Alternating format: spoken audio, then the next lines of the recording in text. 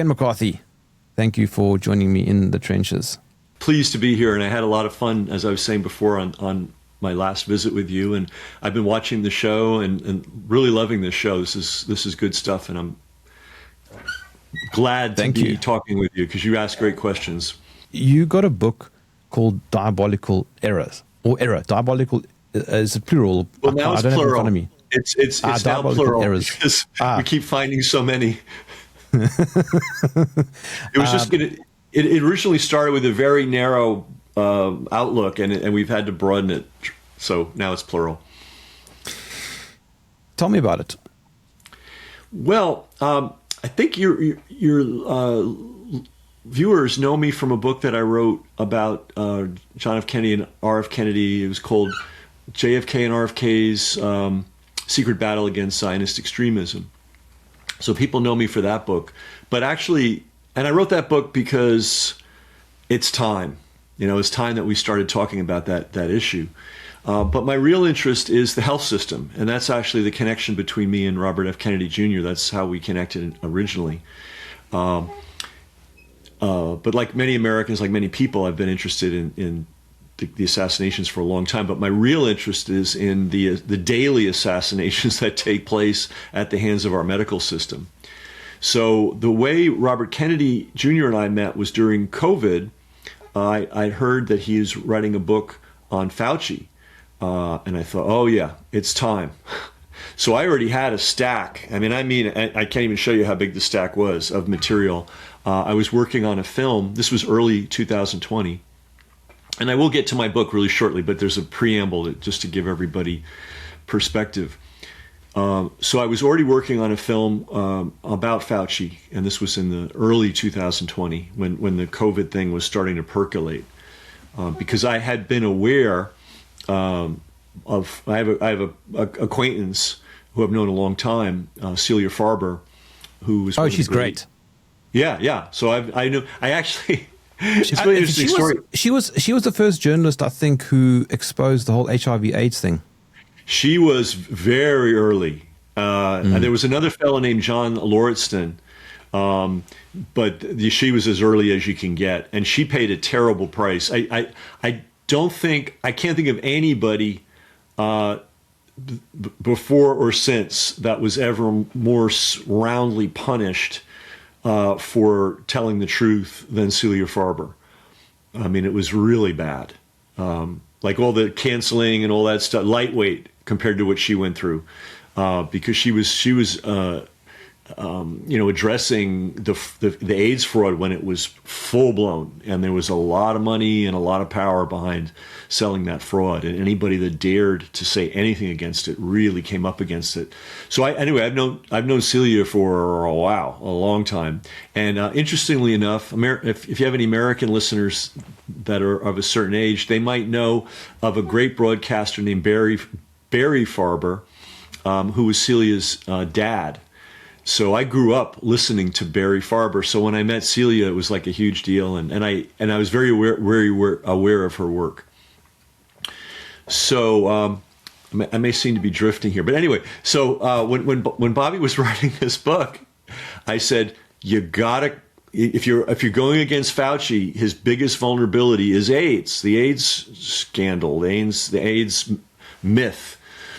Because at that time, that was his psychological foundation from a public relations point of view. He solved the AIDS crisis, and therefore he's the great man of medicine. And therefore, when he says we should turn off the economy and close the schools and shut everything down and bankrupt millions of small businesses, we should just bow and do as he says, right? And so when I heard Bobby was writing a book on Fauci, I sent him all my research, which was vast. And like I said, I was working on a film called Fauci's First Fraud, which came out in August of 2020. So if people remember, this whole COVID thing got rolling in 2020. And so I do have to pat myself on the back that from February to August, I managed to put together a full-blown documentary on what a fraud Fauci was. And I showed how, and this theme appeared in Kennedy's book, very strongly. I showed how the foundation of the AIDS fraud and the foundation of the COVID fraud, they were an identical playbook. Yes, and I also noticed that. Yeah, and informed people saw it, but it took a while. It took years. I mean, I went to a big meeting of COVID resistors, and I tried to explain to them that, these were people that were into it. Like, this is what they were doing 7 days a week. And I tried to explain to them that, go ahead. Yeah. Sorry, if you don't mind, I was going to jump in because that comparison you made is exactly correct. So many people did not see the overlap between the AIDS narrative and the COVID narrative. Both used PCR testing. I don't know if you know, because South Africa was a hotspot for the whole HIV thing. Absolutely. And our former president, Thabo Mbeki, back in early 2000, he put out the AIDS report in conjunction with a pile of dissident scientists. And in it, it recommended against trusting PCR tests for HIV. Yeah. Everybody ignored that. And there we were again in 2020. Yeah. And we'll get into that in this call in detail. And I also want to, we were talking earlier about the infrastructure of the internet connection from Africa, and it's not always perfect. But you know what? There have been a lot of strong African resistors, not only to AIDS, but also to COVID. Remember the fellow, I forget what country he was from, and he sent a swab from a papaya. The president of Tanzania. Yeah, who, by the way, died in a hospital. Yeah, just coincidentally.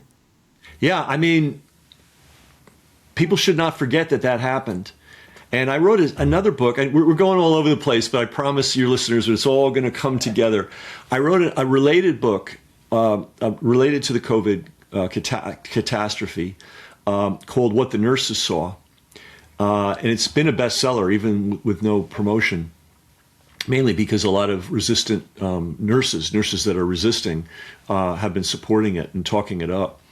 And it's my estimate, and I make the case in the book. I did the research first and then made the analysis, but it's my analysis that many tens of thousands, possibly hundreds of thousands of people were flat out killed as a result of the COVID protocols as they were used in the hospital. And I would not see. The thing is, when we're sitting on the outside of a hospital feeling well and in control of our lives, we can't imagine what goes on in hospitals. But once you're in the hospital and you're in that bed, and let's say you're not feeling well or you're very frightened and you're cut off from all outside contact and all outside support, they can pretty much do anything they want to you. And I don't want to make people paranoid, but it's very important if you're going to the hospital to make sure that you have somebody who is advocating for you, who's checking up on you and making sure that you're being treated properly. That, by the way, was structurally impossible in the United States during COVID, because once you were declared a COVID patient and put in a COVID ward, you were not allowed any contact with your family, with your own personal physician, with your attorney, with your priest or your religious leader. You were on your own, and they were plying people with remdesivir, the super invasive venting that they would put people on in the drop of a hat. And after I wrote the book, because I focused on the nurses' testimony, and we have nurses from all over the country and Canada, and it's pretty clear it was a system-wide thing. They were very keen to put as many people on remdesivir as they could. They were very keen to put as many people on invasive ventilation as they could. In the United States, there was a very strong financial incentive to administer remdesivir. The hospitals actually got some kind of a bonus, and it was thousands of dollars. They were also received a bonus if they put people on, and a multi-$1,000 bonus if they put people on the ventilation. Bizarrely, they were given an additional bonus if they kept people on the ventilators for 96 hours or more. Now, this is total medical madness. The profession that monitors patients that are on invasive ventilation is called respiratory therapist, right? And it sounds like a modest thing, but it's not. It requires a lot of training, many years of training. And basically, being on a vent is a very medically dangerous situation. I mean, you understand. And there are cases where, hey, this is the only chance we've got. This person's been, in a multi-car wreck and the diaphragm's not working, and this is it. But you don't do it lightly. Your chances of coming off are very low. Very low. And your chances of coming off healthy are very low and we're kind of going in a total different direction, but I think this is important for people to hear. It's not that they just put a little face mask on you. They literally put what they call the garden hose down your throat into your trachea. And in order to do that, you have to be knocked out. You have to be given what they call paralytics, drugs that keep you from moving. And you have to be given analgesics, including, they use fentanyl. I mean, because you can imagine, we're not designed to have garden hoses stuck down our throats. So, and it's not just you take a pill and you fall asleep or they give you one injection. There's a line of intravenous with bags to keep you under. So that's not healthy right there. If they don't set the ventilator correctly, they can blow your lungs out. And they did not have they didn't have enough qualified respiratory therapists to do all the venting.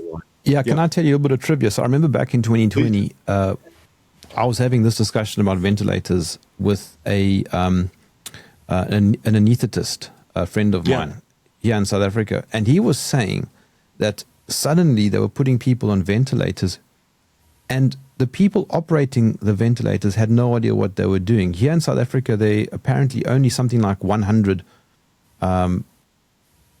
skilled ventilator operators, so whatever the right term is. But the person in the US is called respiratory therapist. Yeah. Okay, so that term there, right? There's apparently about 100 of them in South Africa, and they had way more people operating these machines, which is insane. Oh yeah, I mean here's how it works in the real world. A respiratory therapist, and again, it sounds like something that teaches you how to breathe better. It's a terrible term, but it's a very technical position, and their job is to specifically monitor the people on invasive ventilation. It's not unlike anesthesia. I think it's kind of like a trade thing, a money thing. It's like anesthesiologists get paid this, and respiratory therapists get paid this, but they're kind of doing the same job. But a respiratory therapist generally will only be managing 3 or 4 patients total. Yeah. All right. So, for example, the very first story that came out of the U.S., which came via the wonderful, marvelous, and I've got to look up her name, Erin Marie Olszewski. She said they had a whole floor full of people on respirators with only one respiratory therapist. That is a recipe for death or severe disabling, right? And you're right. They had doctors, and it's imagine it's a pipe. You're sticking it all the way down somebody's throat. You want somebody that's done that before. You don't want somebody that's figuring it out that day for the first time. And unfortunately, that's what was going on in these hospitals, because a respiratory therapist in the States cannot put the hose down the throat. That has to be done by an MD. Okay?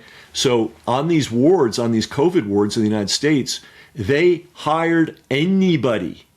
Like, they didn't have people with ICU experience. They didn't have people with anesthesia experience. Anybody that had an MD could work on a COVID ward. Even more bizarre, I don't know how they did in other countries, but they waived all the laws for medical qualifications. So you could be the finest surgeon in Germany, for example, right? And you could arrive in the United States and they'll hand you a mop. That's the job you're going to get in the United States. You have to go through all the steps to get certified. It doesn't care what you did in Germany or what you did in South Africa or how many papers you've written or how many, you're nothing, you're a zero. They waived that law for the first time in American history. And any MD who could fog a mirror, whether they could speak English or not, whether they were qualified or not, as long as they could persuade the job contractor that they were a licensed MD somewhere on the planet, they were allowed to come to the United States and work as physicians. So on these wards, you had doctors that had no ICU experience whatsoever. Some of them could barely speak English, and they were being paid a king's ransom. I mean, it was unbelievable. I know with the nurses, the contract nurses on the COVID wards were being paid in New York City, where the COVID supposedly exploded in the United States. They were being paid $10,000 US a week. That's $500,000 a year. Yeah, so let's get on. So what people can get today is, this is the excerpt version. All right, I just wanted people to have something in their hands. So it's 5 chapters. The book itself is going to be it's vast. Well, that's the one I've got. This one that you just held up. Right, and people can get it. It's available via Amazon. I priced it at break even, so I'm not making any money on it. But I just want people to realize this bigger book is coming. And so there's the chapters talk about Pasteur, what medicine was like before the 20th century, the fact that the military, those are chapter. In this new excerpt, in this excerpt version, those are the 2 chapters. I also just discussed the fact that the idea of coerced mass vaccination, military, from day one, they were the ones that cooked that up. That did not start as a public health initiative. We also talk about the utter corruption of medical education, which took place at the hands of Johns Hopkins Medical School. If you followed the COVID news and you remember, there were always reports coming from Johns Hopkins. You know, Johns Hopkins says this, Johns Hopkins says that. Well, what I learned from the research in my book is they're sort of like the engine room of medicine in the United States, more than Harvard, more than Yale, more than any of those other famous schools. And it started on a very, very corrupt footing. I'll tell you, people have heard about the Rockefeller and his involvement in medicine, and a lot of people know about it vaguely. And so one of the things I do in this book is I get into the details. So one of the many things that the Rockefeller cartel did was they took Johns Hopkins, which was a pretty brand new school at the time, and they made it the, quote, gold standard for all medical education. And they literally said to all the medical schools in the country, if you follow the Johns Hopkins model, we will fund you. If you don't, we will destroy you. I mean, that's when you get rid of all the niceties, and they succeeded. Any school that followed the Johns Hopkins model was funded and supported and enabled and so on. And any school that didn't was literally run out of business. And it's complicated the way they did it. But and it takes a chapter to explain, but basically they used every conceivable means. They worked with the government. They worked in the U.S. Medical practice is actually regulated state by state, so you have to convince 50 different states to do anything. And the Rockefeller cartel had the money to do that, and they relentlessly went state by state by state and eliminated any medical school that wouldn't follow the Johns Hopkins model.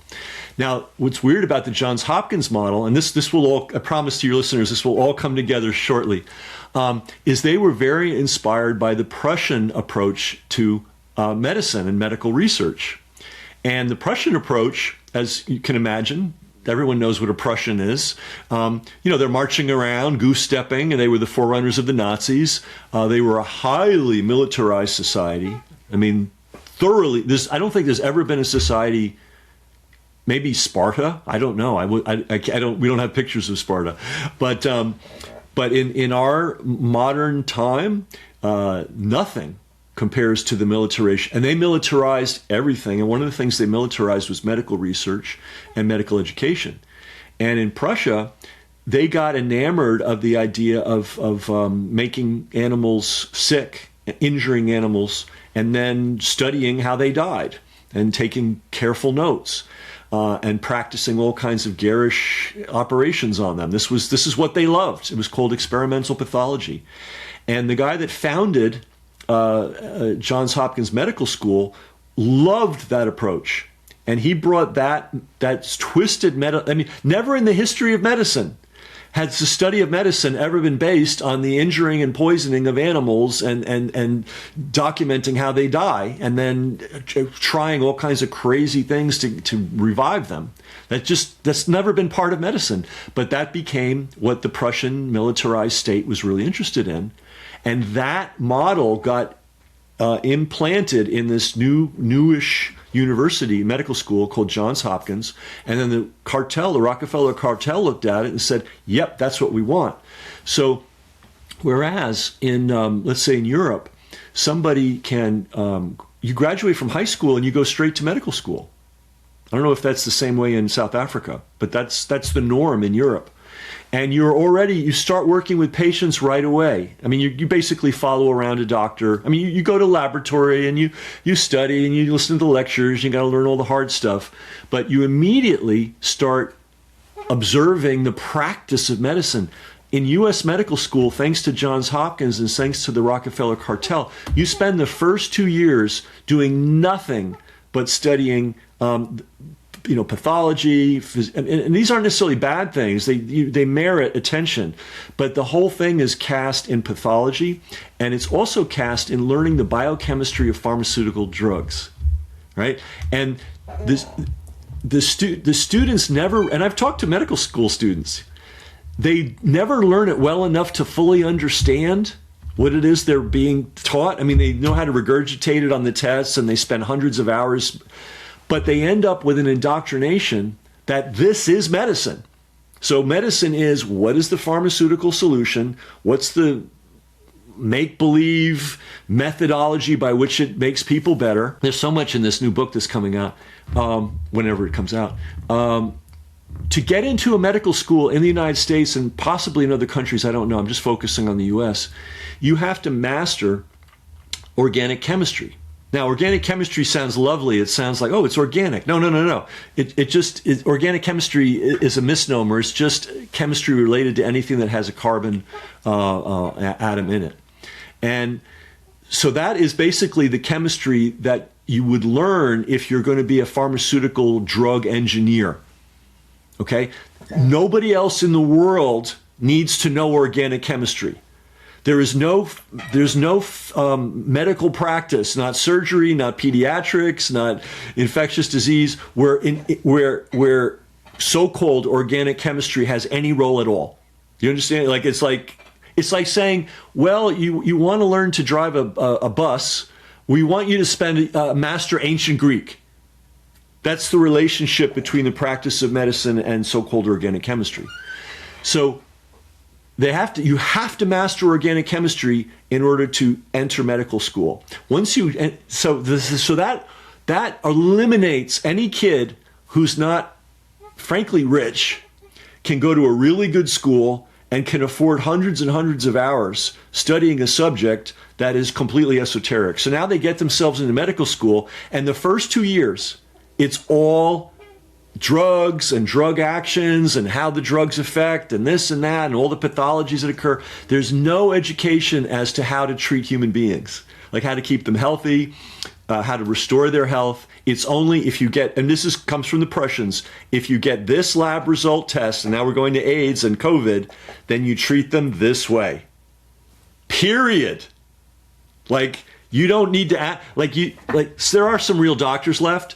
But the young doctors that are coming up now, all they know how to do is order tests, read test results, check which drug gets prescribed for which test result, and prescribe the drug.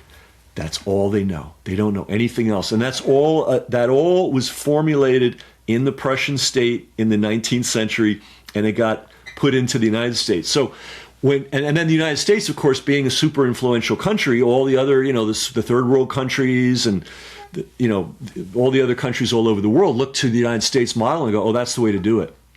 When somebody graduates from medical school in the United States, they are so useless as a physician that they can't practice medicine until they've spent 3 to 7 years doing what they call residence, which is where you go and you actually do things with people. They spend 4 years in school basically never evaluating a patient, never, it's mind-boggling, right? And by the way, that system was created at Johns Hopkins. It used to be a highly abusive system. Now it's only an abusive system.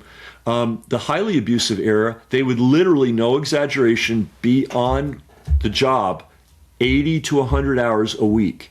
Okay, now sometimes people exaggerate, think, oh, God, I'm working 80 hours a week, and you look, they're really working 30, you know. But these guys were literally on call. That's a lot of hours. And that would go on for years. And they were low paid, and they were abused, you know, they were treated badly. So an American physician in their college years obsesses over getting straight A's and mastering organic chemistry, which has nothing to do with the practice of medicine. Then they go to medical school. They never learn how to work with patients, but they learn that these great pharmaceutical products have these amazing effects that we kind of understand, but we don't really understand. But we've spent so many hundreds of hours in the classroom hearing how great it is, we just assume it's true. They get to the end of their 4 years. They're not capable of practicing medicine. Now they have to do 3 to 7 years in residence under what was used to be a very abusive system. And again, I think it's less abusive. But here's the crazy thing. The person that invented the residence system was a cocaine addict. He was a professor. This is the man that established medical education in the United States and for the world. Was a cocaine abuser. He blew himself out so badly he had to disappear for 2 or 3 years. He came back as a morphine addict, and he got off cocaine finally. Excuse me. I think the last time this happened, I got so excited I needed to drink water. He came back, and now he's just a morphine addict. He remained a morphine addict for the rest of his life. This was the man who set the template for the residents' education. So when we look at our doctors and we go, why did they go along with this COVID thing? Why didn't they stand up? Why didn't they see what every normal person of sound mind could see? They have been so indoctrinated, it's almost beyond our ability to imagine how indoctrinated they are. But, you know? Yeah, so, I mean, Ken, is that why you call the book Diabolical Errors? Because an error suggests that they were possibly just acting in good faith, but they had misinformation or they had the incorrect information. But in many respects, I don't think they acted in good faith. Well, this is the question of the age, and the title of the book comes from Augustine, right? St. Augustine, and he said this: "To err is human," which is true. You know, we're never going to get it right 100% of the time, and doctors won't either. But to persist in error, this is the second part of the quote, when you know is wrong, is diabolical. And so, I first thought about this when I was doing the research on the what the nurses saw. I thought, well, I can understand if somebody tells me there's a brand new disease never before seen on this planet. How that happened is a question. How could something anyway, never before seen, and it's deadly, and you just look at somebody and you automatically get it, and there's no cure. But we have a cure. It's this bag of remdesivir. And I believed all that. Maybe it's this injection. What's that? Or it's this injection. Yeah, well, that came later. So first they terrorized everybody. This is, by the way, straight from the AIDS playbook. We were talking about that earlier. I grew up in that era. I was in my 20s in the 1980s, and this may be a sidebar, but it's very important for explaining this whole system. Oprah Winfrey, who's a big deal, I don't know if that's a name known to your viewers in South Africa, but she had the biggest TV show in America. I think on her highlight, she was getting 40 million viewers a week. You know, I think she started on a mainstream network, but in any event, she had a big television show, and in the late 80s, she told her audience, 1 out of 5 of you will be dead from AIDS by 1990. That's terrorism. That's terrorism. And she had gotten that from Fauci, and then that whole, you know, they wanted to, well, we don't want to go too off on that. But the point is, the terror campaign during AIDS was intense. And the other terrorism was like, have you ever had sex? Yes. Has the person you ever had sex, have they ever had sex? No, but even more diabolical. Now, do you think the person you've had sex with ever had sex with somebody else? You know, they're like, Probably. Okay. But she's okay. You know, she's not a, drug abuser or something. But do you know who the person so, you know what I mean? Like but do you know all the people that she had sex with, who they had sex with? In other words, they use that model to basically say, look, you have no idea what you've been exposed to. And you may have this virus. And boy, if you have it, you're a goner. So they kept that up for years. Longer than COVID, they kind of like, after a year, they came out with the cure. Actually, sooner with remdesivir, but that's another story. So there was a long wait. When they finally came out with AZT, which was pure death, many people flocked to it. Millions of people. Some people were coerced. They were compelled to do it. But a lot of people just said, oh my God. Because what happened was, going to PCR, they would do a really bad test.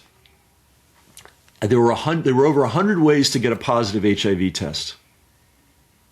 Over 100 ways to generate an inaccurate test. Like if you had the flu, if you were pregnant, I can't remember it's just like a long, long list of things that could trigger. Did you watch that documentary called House of Numbers, which came out around 2010 or somewhere there? In it, they showed that one of the most pervasive HIV tests across Africa was basic eyeballing. Oh yeah. Have you? Well, here's the thing. Have you?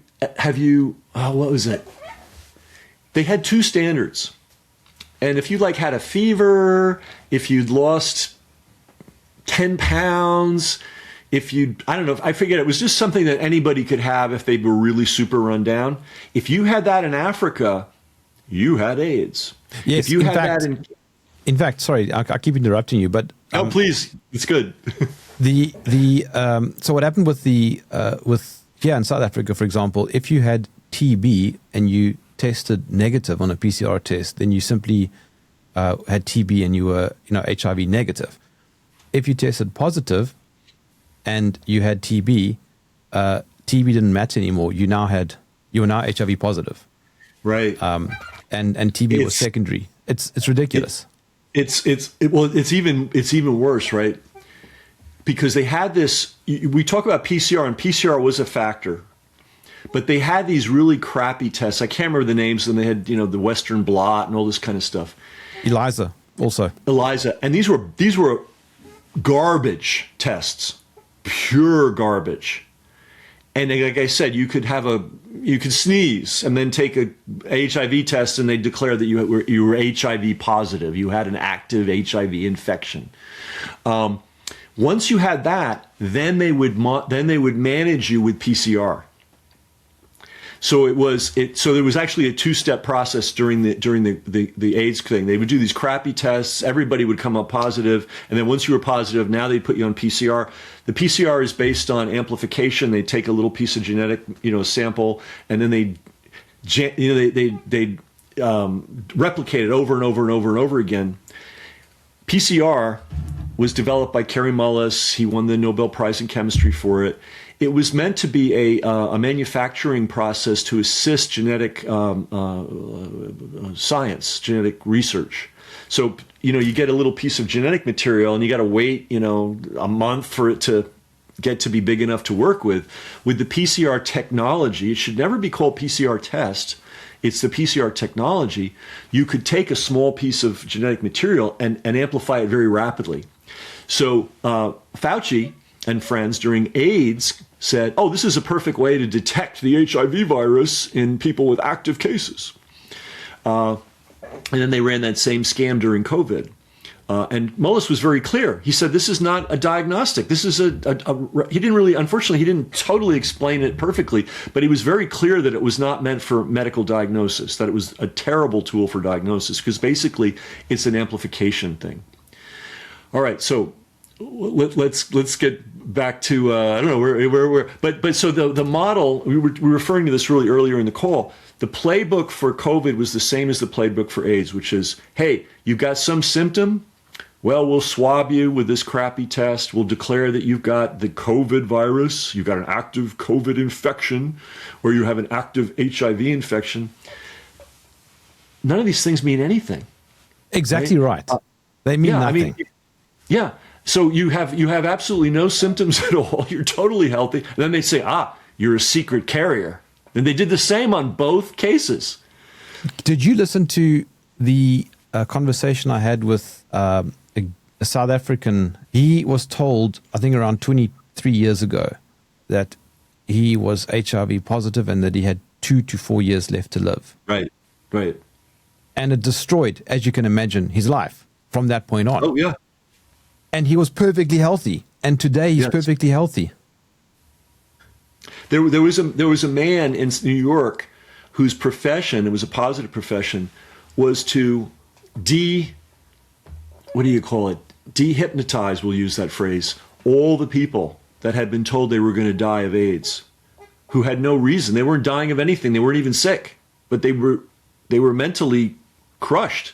Because, again, it's hard to explain unless you lived through it. Well, if you lived through COVID, then you kind of know what a medical terror campaign is. But it was very strong in New York City too as well. And I mean, I know of one case of somebody I actually knew. I mean, he was a teacher. I went to a workshop that he gave, so I knew him. He went home, blew his brains out. Because the model was, if you test, first of all, the whole thing was a lie. If you test positive for AIDS, well, it's no such thing. Basically, and it's not even HIV. It's not even like they look through a microscope and they see the little HIV thing swimming around, which of course it can't do because viruses are not alive. But anyway, they've decided that the presence of a virus is proof of an illness.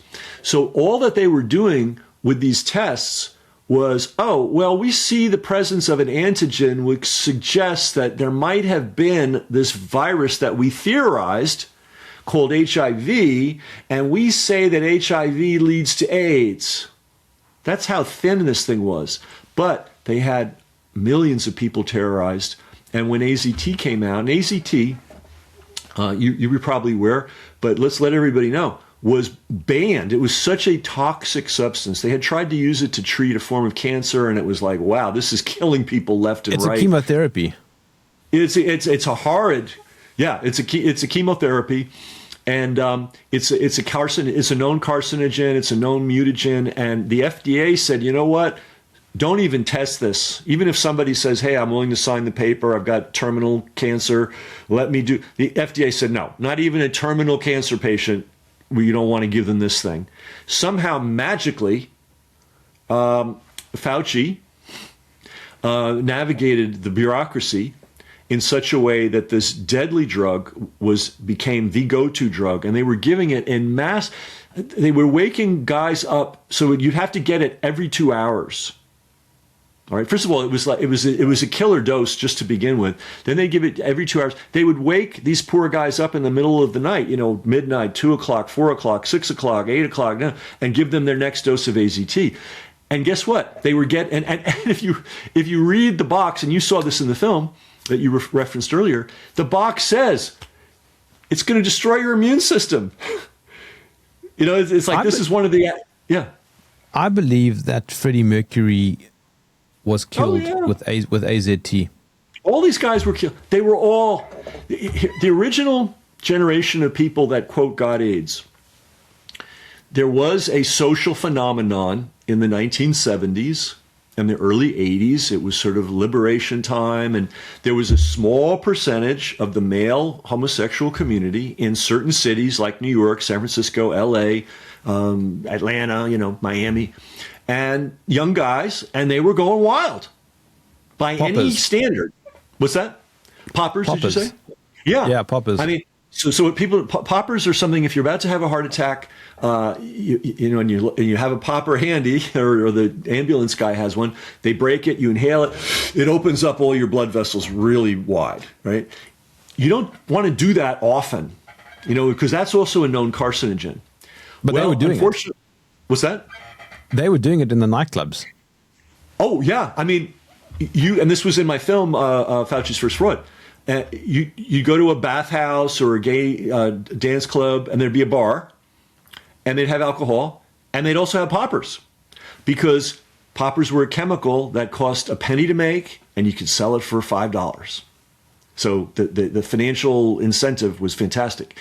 And the gay press was all running full-page Poppers ads in the late 70s, early 80s, or throughout the 80s, actually. And they were not about to report the truth to their readers that, hey, guys, I know you're having fun with this stuff, but it's carcinogenic. And it was not unusual for people to do 5, 10, 15 poppers a night. There were even certain clubs where they would take the popper gas and they would shoot it out into the dance floor. And we have a scene in the video. It's like it's from someone was just shooting the dance floor, and you can see a guy. He's dancing. He breaks a popper, sniffs it up. So the very first people that got AIDS, where were they getting sick? They were getting this carcinoma in their nasal passages in their throat. It was a kind of cancer that normally only appears on the skin of Mediterranean men who've been in the sun too long, and now they're 90 years old, right? And they start to get these carcinomas, right? This was appearing in the nose and the throat. The other disease that characterized early AIDS was a fungal infection in the lungs. Well, if you're inhaling a carcinogen 5 to 10 to 15 times a night, and you're going out, because this was a small group of people, but there are people that party and they go nuts, and they were doing this 4, 5, 6, 7 times a week. Well, yeah, you're going to get cancer in your nasal passages, and yeah, you're going to create a fungal infection in your lungs. So Fauci and friends took that and put a frame around it and said, this is a brand new, never before seen disease. These young, otherwise healthy young men, they weren't healthy. The original cohort of people that were identified with AIDS were heavy partiers, heavy drug abusers, and they abused all the drugs: methamphetamine, cocaine, heroin, alcohol, tobacco. The other thing they abused was antibiotics, because part of this grand experiment they were all engaged in: how much can we drink, how much poppers, how late can we stay out, how can we stay out till 3 a.m. and then do amphetamines and go to work the next day. This was what I wasn't part of that community, but drug use in New York City when I was growing up was heavy. Yes, but it was also called GRID before they called it AIDS. I think correct. just before Fauci came in. Yeah, what's really interesting is right before AIDS was discovered, there was an outbreak of a terrible intestinal disease in San Francisco. And it was the kind of disease you only see among people who live in horrid urban slums in the third world, where they have no fresh water and no sanitation, this Disasterville, right? And now you're in this affluent, everyone's got money, flush toilets. Why is this group of people getting this horrible intestinal infection? Well, they were abusing antibiotics. And the reason they were abusing antibiotics is because they were getting multiple sexually transmitted diseases every year. So they had to be treated over and over again. It got to the point where they were recommending, doctors were recommending prophylactic antibiotics. In other words, hey, just take them every day, right? That's obviously going to destroy your system. So this is what was all going on in the early days of AIDS, right? And then they decided it was a virus. And then they decided that, first they said, you mentioned, you sort of referred to this. They said, oh, if you have this, you're dead in 6 months.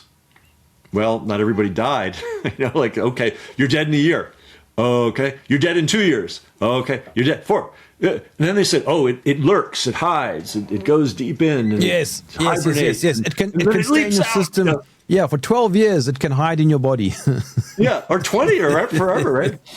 But the terrible thing is the group, because a lot of these guys knew what they had been doing. In fact, there's a famous book by a famous gay activist. He was also a playwright, Kramer.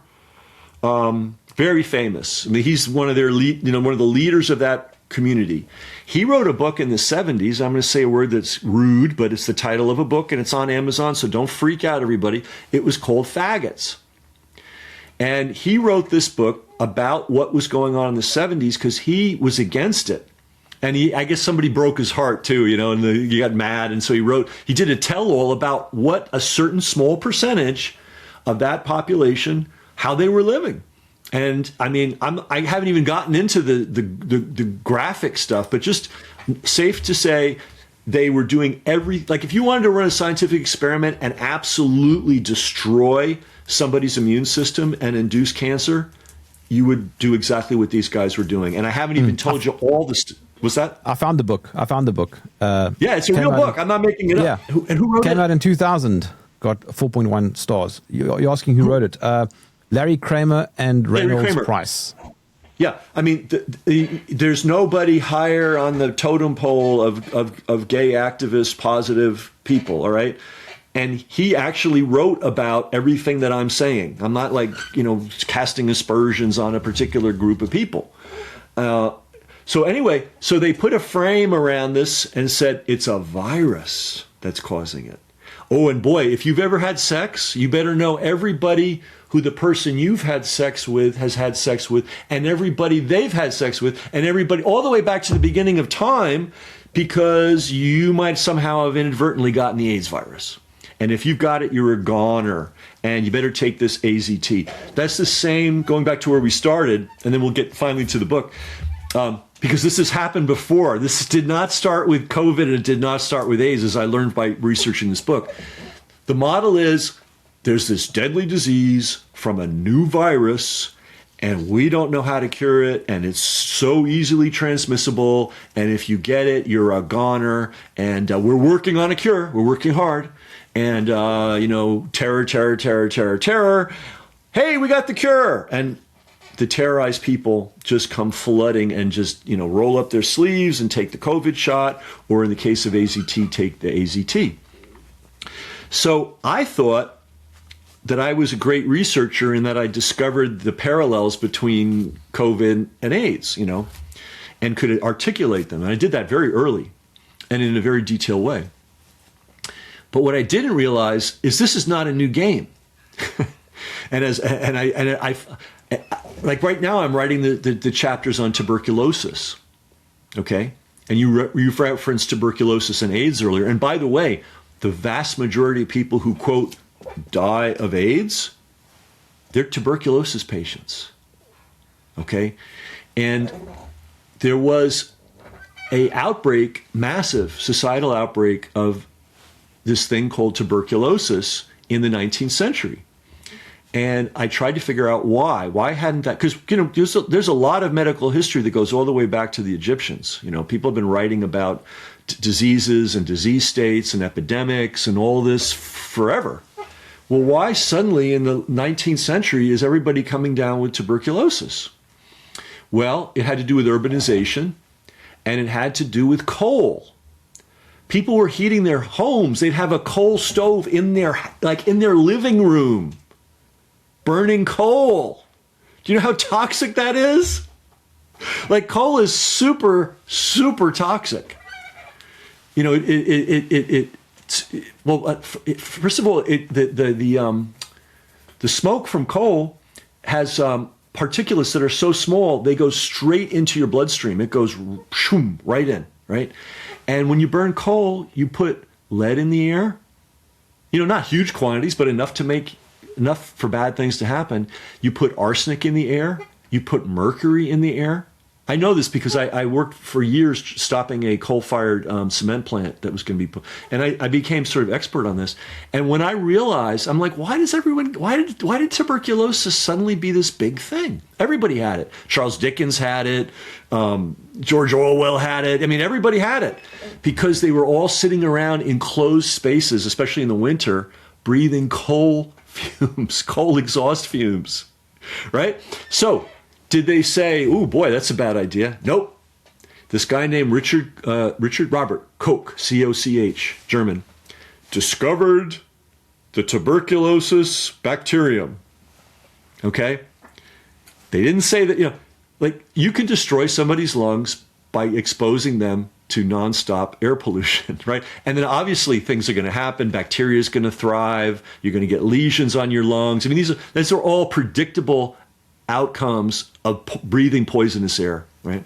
But instead of dealing with that, because how are you going to deal with that when coal was king? They just said Koch came out and said it was the bacterium. So here's where it gets really crazy. So he comes up with a cure for tuberculosis. And basically, it's what he declared was the tuberculosis bacteria. He mixed it with some glycerol, and just started injecting it into people. And he said, "We've done it. We've solved the problem."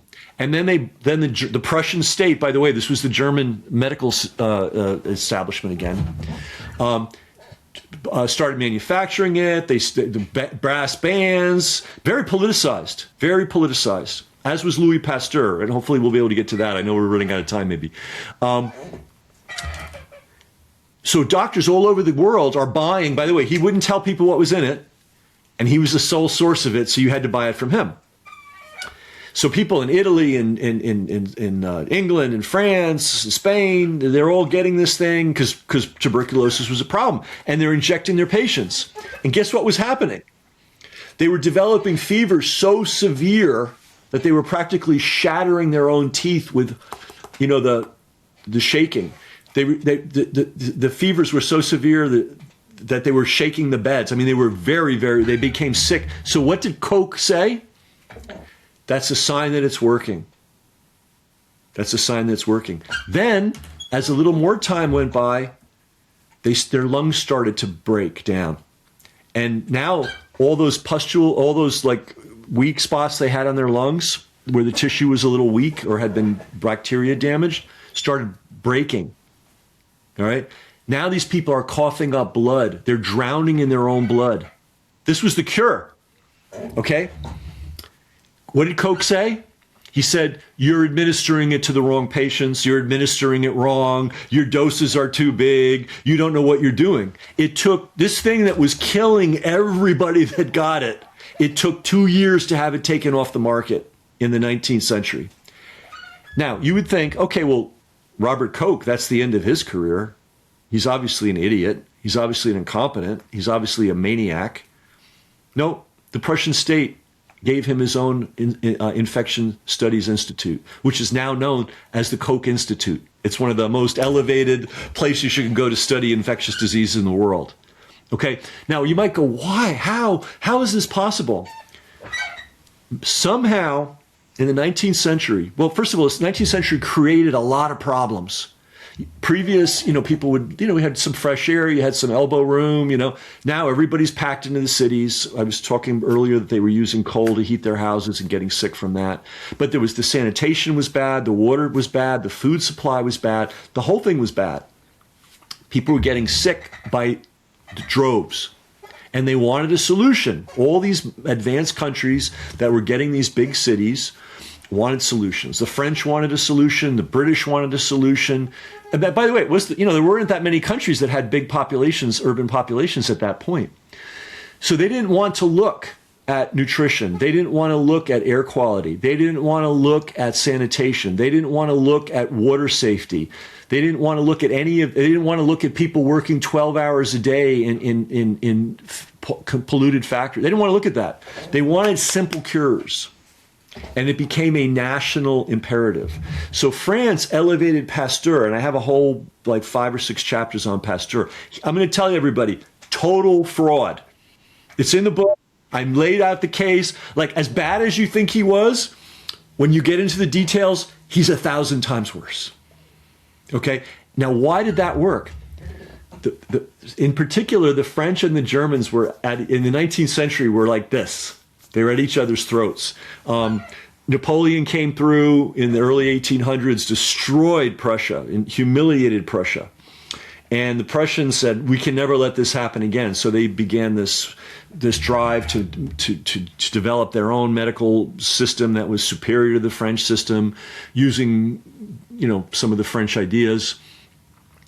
And it became a prestige thing. So France had Pasteur. There is literally, if you go to Paris, there is a chapel, you know this, right? There's a religious chapel built to Pasteur with mosaics and gold leaf, and it's insane. It's unfair. And then on the other side, you had Koch. So even though Koch was a crazy man, and killed God knows how many tens of thousands of people, and forced that poisoning to continue for years when it should have been stopped, he was elevated by the Prussian state. So that's what we were talking about earlier. It's not just the pharmaceutical companies being greedy. That's part of it. It's also states deriving their prestige from having, quote, the best medicine. And interestingly enough, if you go way back in history, the ability to perform miracles has always been part of political power. There's a funny case, but there were these Spanish explorers that got shipwrecked in Florida, and they made their way across the southeast, and it was a disaster. Like, it was just horrible. But they arrived in some tribe, and for some reason the tribe got the mistaken notion that they were magical healers, and they accidentally healed like the first 10 people that came to them. And these people were automatically transferred into gods in the eyes of this particular tribe, saving their lives. And there was also that same thing with the Catholic Church trying to take over pagan Europe. They wanted to have superior miracles to the pagans, right? Oh, your miracle's better than Thor's miracle. Okay, we're with you, you know. And now we're going really far astray. But I mean, how many people know, for example, that the guy who Catholicized the Roman Empire completely made it up? Like, you know, we're going way off, but the cross, right? Oh, that's Christianity. That's the oldest symbol. No, the first several hundred years of Christianity, nobody was praying to crosses or wearing crosses around their neck or putting crosses in their church. Okay, that all came from a guy named Constantine. And he very cleverly decided we can't really beat these Christians because they're maniacs, so why don't we drag them in? And he declared that I was at a battle and I saw this cross in the sky, and we won this amazing battle. And it was a miracle, right? And then he said, let's all become Christians. And then, of course, Rome took over Christianity. And you know, what was Christianity and what is Christianity now don't have any relation to each other, really, except in the individual hearts of people that managed to find the root of Christianity in their own hearts, right? But my point is the link between state power and the ability to do miracles, especially medical miracles, is really deep-seated. And, you know, I'm not saying that this was consciously done, but clearly France elevated this maniac Pasteur with all his crazy theories. I mean, one of the things in the book I talk about, did you have a chance to read his Cure for Rabies? I don't know if you had an opportunity. It doesn't matter. His cure for rabies is take a rabid dog, kill it. And by the way, yeah, right. You have to understand, there was no way, they didn't even have a sense that there was a rabies virus or not. They were just saying, here's a dog, because they couldn't test whether a dog was rabid or not. So any dog that was angry and that was frothing in the mouth, if anybody knows dogs, if you get a dog mad enough and piss him off enough, he will froth at the mouth. So they declared that rabies. So what they do is they'd kill the dog, they'd take out his brain and spinal cord, they'd dry it, they'd mix it with glycerol, and they'd inject it into people. That's what Pasteur was doing, and that's what elevated Pasteur to the heights that he's at today, right? By the way, in case anybody doesn't know, if you were to do that today, that's not medicine. Right? Nobody on earth today considers taking the dried brain of a rabid dog. I mean, that's more witchcraft, right? But that was so elevated that when he came up with the cure to rabies, that became an international thing. France poured millions of dollars into it. They had they launched the Pasteur Institute, which was originally just to treat rabies. Kings and queens came to visit. They had brass bands. I mean, it was unbelievable. So there has been this long connection between state power and since the 19th century, state power and medicine. And our medicine's the best, even if it's failing miserably, even if it makes no sense, even if it's killing people and handicapping them, even if it's bankrupting the nation.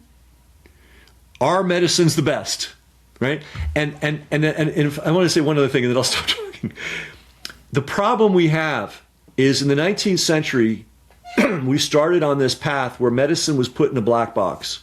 It's like there's common sense, there's things we can observe, there's what we've heard from our grandparents, but that doesn't count.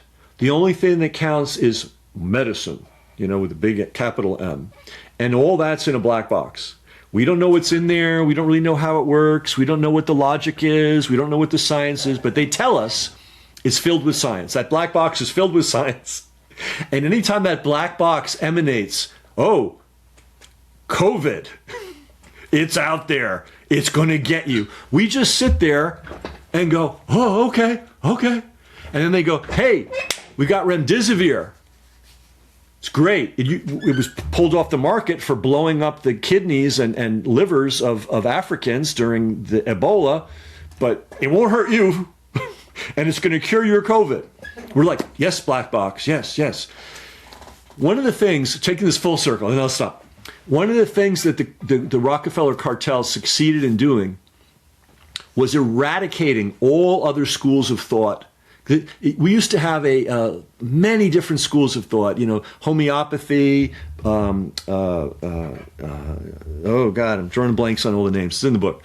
But there were many different schools of thought, and they were derived from things that had been done for thousands of years, right?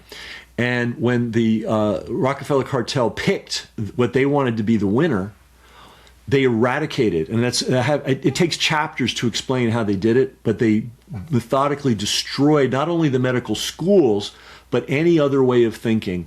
And then the other important piece is they put all of medicine into this impenetrable black box that no person could ever understand unless you'd been to medical school. That's not the way the world has worked for the last, 10,000 years. People have common sense. They have older relatives that have seen things, and you just realize, yeah. I mean, what you're effectively saying is that it kind of needs to be a return to alchemy. Well, if people know what we mean when we say alchemy, I would agree. People think, oh, alchemies, that's not that crazy stuff they did in the Middle Ages that didn't work, that's a whole other show, right? But let's say instead of alchemy, let's say respect and observation of the natural world as it is, without theory, without crazy theories that involve subatomic particles and virus fragments. We can't see those things, so let's get away from that. Let's deal with what we can actually see and observe in the natural world, and let's respect those things. So if we substitute the word alchemy for that, I think everybody can agree that that's something worth pursuing at least. But I know what you mean when you say alchemy. Yeah, I mean, we have to approach modern medicine with a more skeptical eye because it's become a joke. I mean, it's just driven now by money, medicine, testing. Everything is testing. Yeah. I mean, what happened to the old days of a doctor who looked for symptoms? And in actual fact, what happened to the old days of a doctor? Right. A physician. Yeah. I mean, what is the purpose of a doctor today? A drug dispenser. Order the test and then prescribe the drug. That's all they do. And as I point out in another book I'm writing, they don't even know what the adverse reactions are for the drugs. There's not a doctor out there. I'll give you $1,000 if you can find one doctor that can recite from memory all the adverse reactions known to the drugs that he or she prescribes. And I'll never have to pay that $1,000. Okay, Ken, let's come in for a landing. Okay. But right, I'm going to say this. This has been going on. This has been going on not since COVID, not since AIDS. This has been going on since the 19th century. And believe it or not, it was even worse. As bad as it is now, it was the things they used to do to people, unbelievable. And that's why this book needs to be out there, because we need to know, and then we'll wrap it up, that the foundation of all this so-called modern science, which is obviously, as you point, a joke, there's nothing there. It's all, I call it witchcraft and wishful thinking. And it got the power of the state and the power of money, combined to enshrine these lunatic principles and call it medicine. How can my audience get your books, plural? Well, this one you can go to Amazon. It's excerpts. It's full chapters. The book is written in such a way that it all weaves together. So I pulled out a few chapters that stand on their own. I have an amazing chapter on childbirth, the history of childbirth. Yes. I agree with that chapter. As I write this book, I can't believe that human beings have survived. I don't know how we survived all this madness that these people have put us through. The child and by the way, I'm talking about 1600s childbirth, when it got taken over by the barbers. Believe it or not, the barber surgeons of Paris took over childbirth. Yeah, I mean, childbirth wasn't actually all that dangerous until the Industrial Revolution. Correct. And by the way, we say, where did this autism thing come from? And clearly the vaccines are not helping. I have a feeling, and I'll be interested when the book comes out to see if people, when I get into what modern obstetrics practice is, it's a house of horrors. And I have a feeling they are damaging kids so badly in the birth process that they're setting them up to be further damaged, by vaccines. I think it's a 1-2 punch. I think that's going to be proven to be the case. As bad as what I described in 1600s Paris, modern, current, today's obstetric practice is every bit as bad. It's just different, but it's as crazy. I don't know how women survive. I don't know how women survive childbirth. Not because childbirth is this horrifically difficult thing. It's challenging, clearly. It's different, but I don't know how they survive the medical interventions. I literally don't know how they do it. Okay, so your books are available on Amazon. Search for Kenneth McCarthy. Yeah, I think Ken McCarthy. Ken McCarthy, yep. Or Ken McCarthy. And yep. And on that note, Ken McCarthy, thank you for joining me in the trenches.